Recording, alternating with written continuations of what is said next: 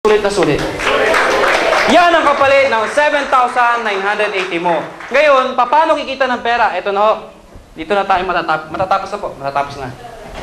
Natatapos na po. Alam niyo, pansin yung ibang speaker, pag nagbubura ng whiteboard, ganito.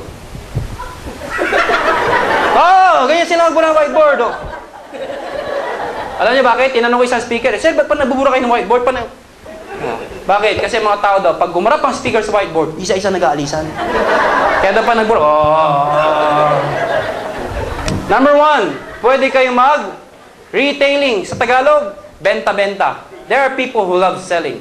There are people ayaw magbenta. Good news po, hindi kailangan hard selling. Ang kailangan lang po, you just have to believe and use the product. Ikwento mo lang yung produkto. Parang ganito, may kaibigan ka. Sabi natin, si Sir, first time po kayo, Sir? Pwede ba katang hiramin sa harap? Ay, palapakan nyo naman! Sir, pangalan po? Carlo, okay. Si Carlo, kaibigan ko. Nakuha nyo? Ngayon, iisipin ko, ano kailangan niya produkto? Sabihin natin, ito na lang. Ngayon, ilalagay ko to sa ilalim ng kilikili ko. Hoy, Carlo, kumusta ka na? Balita. Kiss, Carlo. Ngayon, habang nag-uusap kayo ni Carlo, ilipat-lipat mo sa kilikili mo to. Tapos ano nangyari? Hindi nga, grabe, Carlo, ha? Tanong, mapasin niya, hindi. Papansin pa na yung lipat mo, eh. Pag pinasin niya, ano yung nililipat-lipat mo? Ay, wala to, ang pansinin to. Wala lang magiging curious yan. Pag tinanong, ano ba talaga, huwag to? Para sa dito ko itong high blood. Eh, yung kausap ko, high blood din. O di mag-interesado, ay, bakit interesado ka? Ito isa para sa'yo. Eh, paano ko pa na yung lipat mo? Basang-basa na ang kilikili mo. Hindi pinapansin. Pwede mo sabihin, hindi mo naman binibenta eh. Pero sa susunod na magkita kayo, magdala ka ulit. Huwag mo nilalagay dito. Hawakan mo na. Carlo, kumusta ka na? Balita sa'yo, hindi ka. Grabe ka naman, Carlo. Grabe naman. Mapansin, hindi. Mapansin. Eh, paano kung pala yung tuk-tuk mo? Wala pa rin. I-plastic mo na. Dagdagan mo ng bato. Manhid ka, Carlo. Ha? Carlo, thank you. Bitawan mo, Carlo.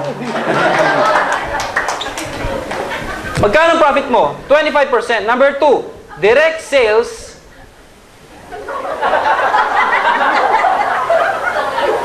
Ano yun? Second demotion.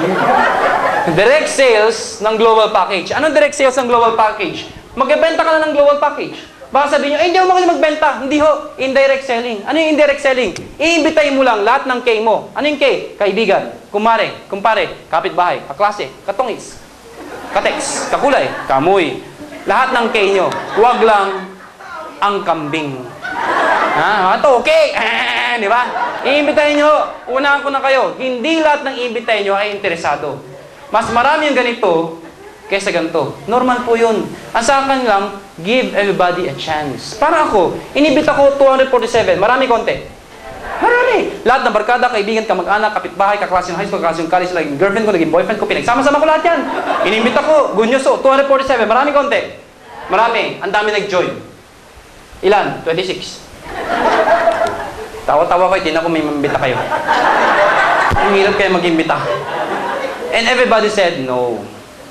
Alam niyo, kung emotional ka, bibigay ka. Ano emotional? Ayaw mo. Ayaw niyo rin. Ayaw niyo. Ayoko nang hirap. Ay pag ganun kayo, wala kayong mangyari. Parang ako, lahat ng barkada ko kamag-anak, ayaw. And ang number 1 na may ayaw, nanay ko. Kate, no? Ayan, mami ko. Wala pa nyo naman, mami ko.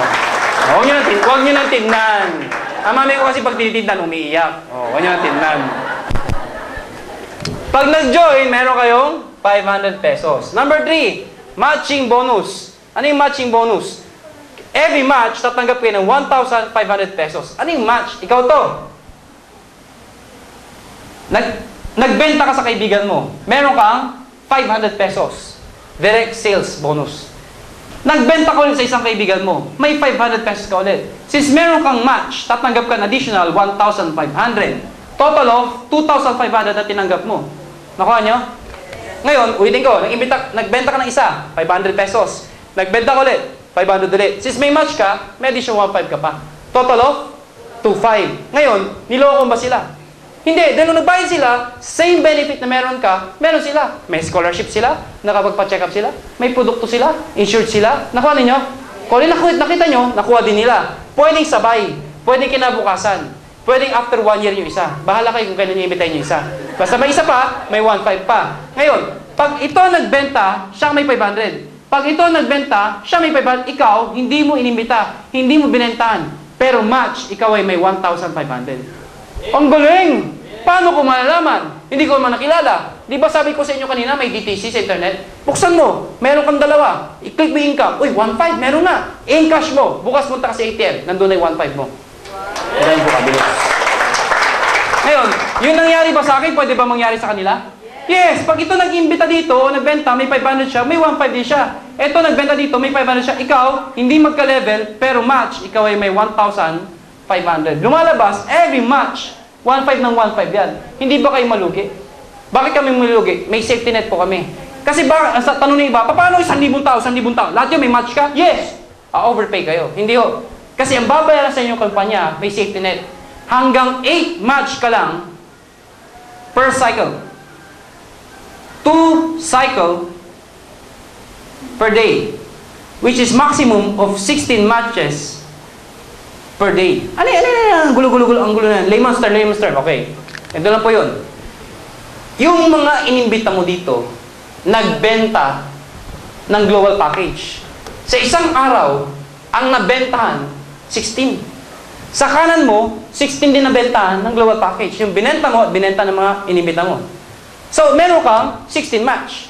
Babayaran ka ng company 24,000 for that day. Tanong, paano kung on the same day, ang nabenta hindi 16? Mahirap gawin, pero nangyayari. 16 yung nabenta. 16 nito. May sumobra pa, pag 17. Any excess of 16 on the same day, ang tawag po doon, flash out. Hindi na ho kayo babayaran. Nakuha ninyo? So, ang gagawin mo, pag may humabol na nabenta, ano sabihin mo? Ma'am, pwede bang bukas na lang bumili? Pag bukas siya bumili, counted ulit siya sa 1 to 16 mo. Pero kung katulad itong mga taong to, yung mga nandito sa tarpaulin, iba ho dyan, more than 16 matches a day. So kahit pigilan nila yung susunod, bukas 16 na naman ang bibili, hindi na nila mapigilan yun. At nangyayari po yun. Kaya ho sila, lalo itong batang to, 6 months lang ho, nagkakotse na ho from Baguio. Ito pinakamalupit. Roland Bangkil. Last Saturday, excited dito. Bakit po? Dating security guard. Yung 3 months, bigyan ko idea magkano kinita niya. Yung 3 months siyang tinrabaho, yung kinita sa matching na to, yung 3 months. Pinagpatayo niya ng bahay, 800 square meters sa Cavite. Grabe, no? May swimming pool, mind you. May swimming pool. 5 ang kotse. Grabe, no? Grabe, no? Totoo po yun. Totoo yun. Ngayon, ang tanong ng iba, ganyan din yung iba eh. Nakita ko na yan eh. Ganyan din yung our dad. Ganyan din yung our dad. Yung our home. Ganyan din yun eh. Ang pinagkaiba niyo, mga kaibigan, ganyan din yun. Pero sa nagkakatalo, simple lang ho, common sense. May isang kumpanya, buy ka 8,000. Ang binigay sa yung produkto, 2,000 lang. Common sense, iloko ka. Binigay mo 8, inuwi mo 2. May mas worse. Mag-buy ka ng 15,000. Ang bibigay sa'yo, papel lang po. Papel lang. Pero ang dami nagbayad. Bakit?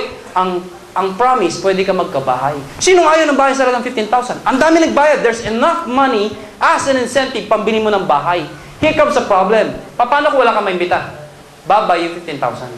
Dito, kahit wala kang mabentahan, wala kang maimbita, hindi ka nalugi. Dahil yung 7,980 mo, may global package ka. Nakuha niyo, may scholarship ka.